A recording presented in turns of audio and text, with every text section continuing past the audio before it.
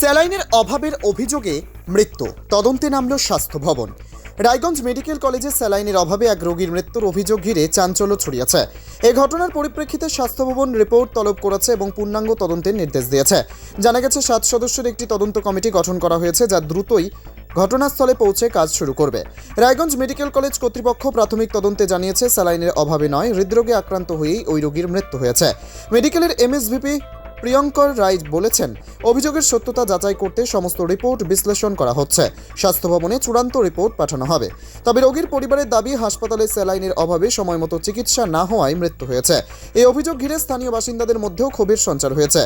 এদিকে তদন্ত কমিটির রিপোর্ট প্রকাশের আগে কোনো মন্তব্য করতে নারাজ স্বাস্থ্য দপ্তর। উল্লেখ্য, রায়গঞ্জ মেডিকেলের মতো গুরুত্বপূর্ণ হাসপাতালে স্যালাইনের অভাবের অভিযোগ সামনে আসায় স্বাস্থ্য পরিষেবার মান নিয়ে প্রশ্ন উঠেছে। পূজা মরশুমে এ ধরনের ঘটনা যেন পুনরায় না ঘটে, তা নিশ্চিত করতে তৎপরতা শুরু হয়েছে প্রশাসনের পক্ষ থেকে।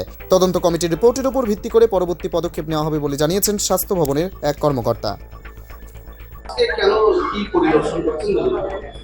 অ্যাভেলেবিলিটি অফ হুইল চেয়ার আর স্ট্রেচার ট্রলি এমার্জেন্সিতে কিরম কি আছে এবং অন্যান্য ওয়ার্ডে আছে সেগুলো খতিয়ে দেখতে হবে।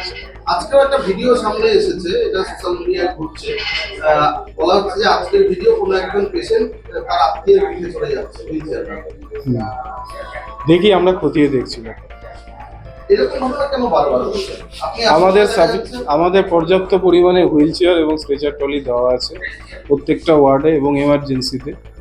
কোথায় অসুবিধা হচ্ছে সেটাই খতিয়ে দেখা হচ্ছে। মানে দেখা যাচ্ছে আপনি আসছেন, হয়তো আধিকারিকরা এলেই দেখা যাচ্ছে যে প্রচুর হুইল চেয়ার সেগুলো কোথায় চলে যাচ্ছে?